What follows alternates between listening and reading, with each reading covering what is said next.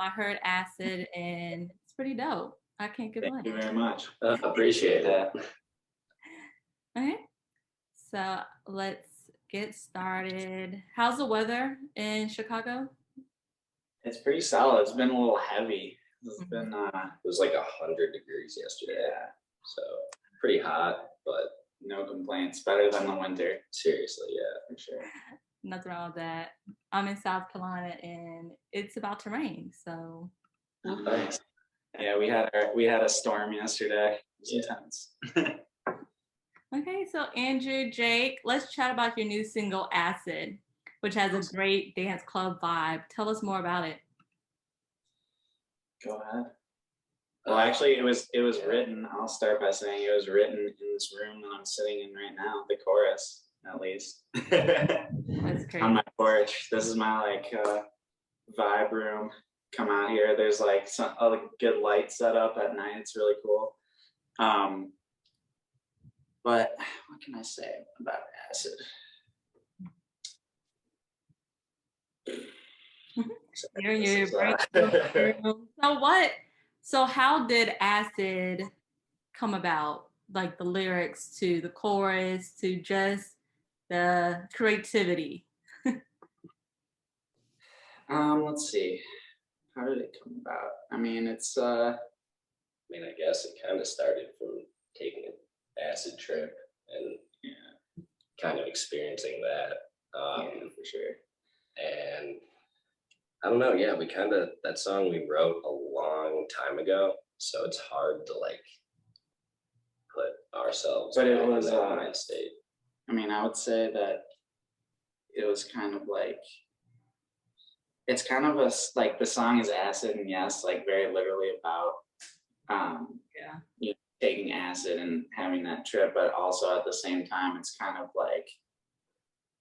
more about the like visual hallucination part of it, where it's like it's kind of like all the things that we want to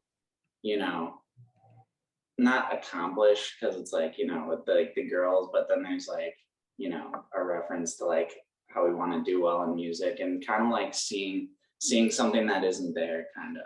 Yeah, like how kind of people And, will like, call you crazy if you think that you can actually do something in this industry, or that it's like a 1% chance. Yeah. And that's kind of like, people look at acid like it's something super crazy or dangerous.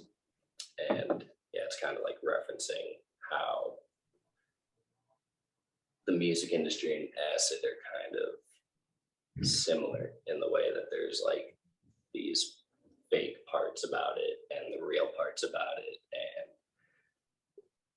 trying to manifest, what you want for yourself, and then people kind of looking at you like you're crazy for it. But it all comes together and it gives you great art, right? Yeah, exactly. Sorry, we're kind of rambling. I gotta slap myself around or something. That was all good. And that kind of leads into just having that illusion.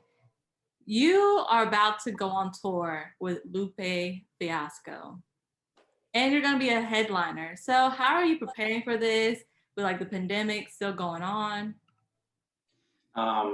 Well, at first I was kind of mad about COVID, and obviously it's a bad thing, but Yeah. we were fortunate enough to be able to make something good out of it. Honestly, I feel like if we would have went on tour when we were originally supposed to, we wouldn't have been nearly as ready as we are now. And COVID gave us an opportunity to get a lot better at, just making music and performing and all that. But to practice for tour, what are we doing to get ready? I mean, just doing a lot of rehearsal stuff, always making new music. We've been kind of wanting to get a band together, like people to play instruments behind us and have live music. And we're just going to kind of take that slow and figure out like the right people to find to back us up. But I feel like live music is moving towards that, like a more live sound as opposed to the electric or like just Mm-hmm. plugging in and having your track play. So we've also been doing that, trying to prepare just for the future and down the line on our live shows. Yeah, and we're I mean we're cool enough, but just two guys with a microphone on a big stage, it just feels like, I don't know, we like theatrical, I guess. We like big performance, a lot going on, and so yeah, a live band is kind of what we're moving towards, and I'm super stoked for that. I'm excited for you too. Thank you. Yeah. And so TDK is set to change the game in the music industry. You're already changing the game. So what does that mean to you as like being a game changer and that attitude that comes with it? Attitude and game changing. I mean, I feel like we both agree, like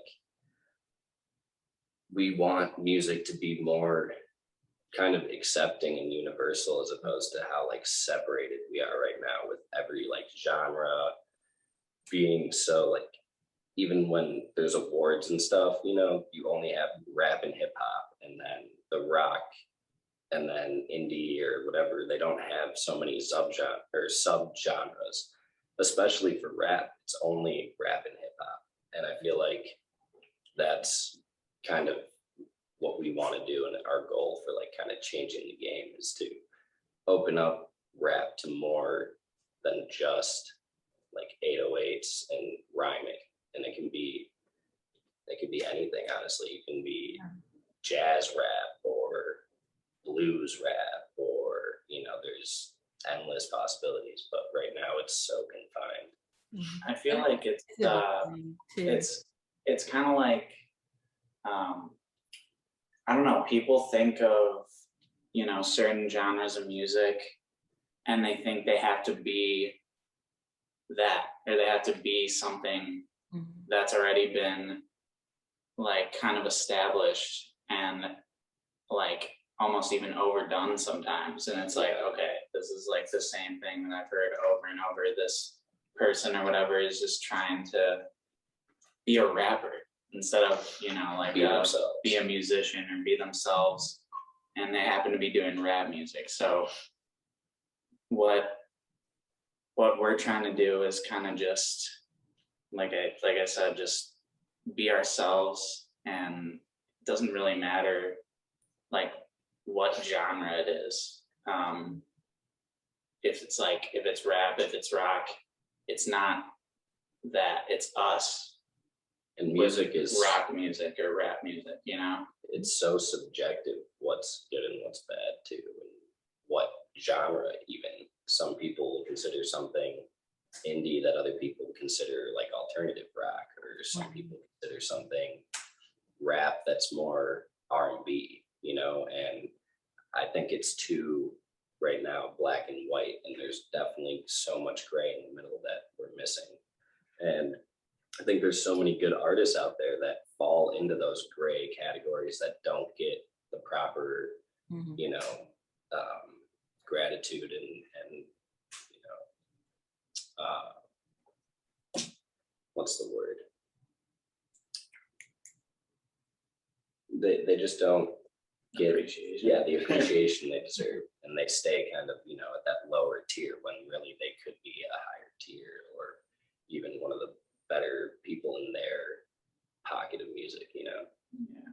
And that's kind of like the big picture stuff, but like day to day changing the game, I would say that we just want to inspire people, give people hope, and have something, like put our art out there so that people can really connect and take something from it.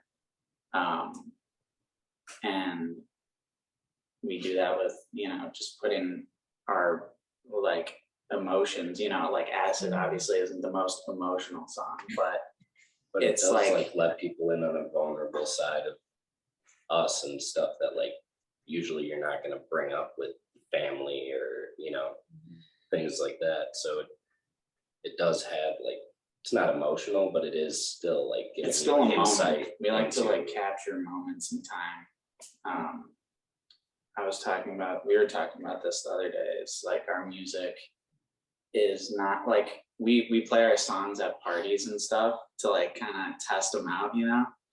And what we've noticed is that like compared to other music, like when other songs are going, like people, you know, be like, oh, this is hard or whatever, and you know, kind of I don't know how to explain it. Like it's just like they kind of notice it. Kind of It's a like a little bit. feeling. It's kind of stiff.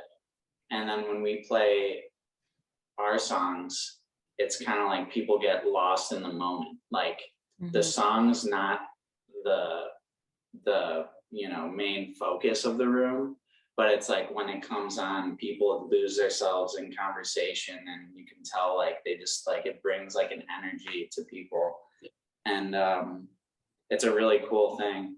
And we just like creating moments that like capturing moments that people can make stories to, and you know be like, oh, I was listening to this song the first time I did this or whatever. And I think that's a pretty powerful thing. Yeah, you're changing the game. You're making that illusion that you just like referenced and talked about. So of course, when you go on tour, have that live band, like create that moment, you know? Yeah, definitely. And like with our attitude, I guess we just try to stay true to ourselves. Like, I mean, we've been friends since we were in 4th grade, and we haven't really changed all that much. We've grown a lot, but like we're still our goofy selves and do our weird little quirks and stuff like that. But and like how we were saying with the music, it's easy to get lost in the frame of what you're supposed to be, or you know what is expected from you. And it's hard, you know, there's times when it's like, well, I could be like, oh, I'm a rapper, I'm signed, you know, but it's like we try and stay true to ourselves, and just, you know, whatever happens, don't let that change. We just want to be people that, you know, can connect with other people and kind of show people like even though we're artists, we're just like everybody else. We're not any different. We're a normal person. We wake up, have breakfast, go throughout our day. We have feelings, we get depressed, we, you know, like have anxiety, all that kind of stuff. And you don't need to look at us like we're anything greater than you. Like you know, we all have that kind of greatness or that genius within us, whatever lane you fit in. It might not be music, it might be engineering, you know, you might be an amazing doctor, you might be whatever it is, but that's your genius and your greatness, you know? And you have to unlock it. So that leads to the next question, like any advice you would share to aspiring musicians and artists trying to break into the industry? Let's see. Go to school and learn as much as you can, because in my opinion, knowledge is one of like the biggest like keys to success in anything that you want to go and get into. And if it's music especially, I mean, maybe it's not school that's going to be the best thing for you, but get around that, you know, atmosphere and around people that do that, so you can learn from that and experience that. And I would say just go for it. Yeah. You know, there's no better time than today. If it's really what you want, go do it. Make the first step. Yeah. It's hard to do. But a lot of people are gonna doubt you too, but if you make that first step and you don't let people bring you down, you just keep rolling, you know, you're gonna get better. And I would say just go for it and be true to yourself, and don't excuse my language, don't give a shit what people have to say or think, you know? Yeah. And meet as many people as you can too, because sometimes it's not what you know, it's who you know. And Right. And be open. yeah, be open. Be open, because like we got really lucky. We wanted to be rappers, artists, and that was, you know, that's something that it's crazy, but it's like it's a real thing that like we could, you know, we can actually do that. But a lot of people, you know, are missing something. But it's like I still love music, and that there was a point where I was almost ready to be like, you know, I think like I love music, but I don't know if I can do this. I'm gonna try. There's like so many different ways that you can be a part of the music industry, whether it's production, engineering, you know, like live, like set guy, you know, like doing sets, or I don't know all the, you know, all the terms and stuff, but there's always a way to do what you want. So I agree. And how long well, y'all been a group since fourth grade, but how long have you been in the industry and be on the grind? Because it's true, success doesn't happen overnight, you know. Yeah. So been probably like 3 years since we first like met our management and like first yeah, I think 3 years ago we like first were ever going into the studio, and then we had like 3 sessions at that studio, and we ended up meeting our manager, and then since then we've just been in the studio every day just working. Yeah. grind. Yeah, I guess the idea for TDK came about probably 8th grade or freshman year of high school. And then like I was talking about before, it's that first step, you know, we kind of or at least I did, I don't want to speak for you, but I kind of let, you know, my surroundings and my family and other people's thoughts kind of hold me back from going all in. Like, to be honest, I think we were ready at 18, but it took us, you know, because everyone's going to school and everyone's, you know, doing this thing. It's like, I don't want to be the oddball making this huge, you know, like taking this huge risk, you know, that people are like, you know, that the chances aren't likely and all these things. And those, I mean, it gets to you. Yeah. But at a certain point, it's like, this is what I want to do with my life. I don't care anymore, and I'm doing it. To take a step back to the last question too, with like the artist coming up, you have to be comfortable with like losing people along the way, friends and stuff, because That part. a lot of people are gonna laugh at you or think it's a joke, or you know, tell you need to get serious and get a real job, or just stop hanging out with you because they think that you're kind of messing up and not doing the right thing. And then down the line, you'll see those same people coming and hitting you up on Instagram, or, you know, reposting your music video or whatever. And you're like, oh, I remember when you didn't even think that I was going to be here. So that, and just once it's legit, once you like get to a legit place, it is like hard. It is as much work as any other job, if not more work. Sometimes, to be honest, traveling, it's like you can't see people, and it's like it's a little bit lonely sometimes. But we like to think that we're creating something for a greater good. So you have people around you that care about you and support you. Because there are challenging times with relationships and all the things that you have to do, but I completely understand that. And this final question: and any upcoming plans or projects for TDK's future? Any details you want to share? So we do have it's hard to say because everything's kind of being planned out as we speak, but we do have a project on the way, and I think a song called Novocaine with an R&B singer named Lajay. and another rapper who, rest in peace, passed away. Her name's Shaky Sean, and that was the last song that she was able to do. So it's a really special song. It was the first like music video that we fully like directed and took charge of, because it's just really important to us that we honor her. And I think that's the next song that's coming out.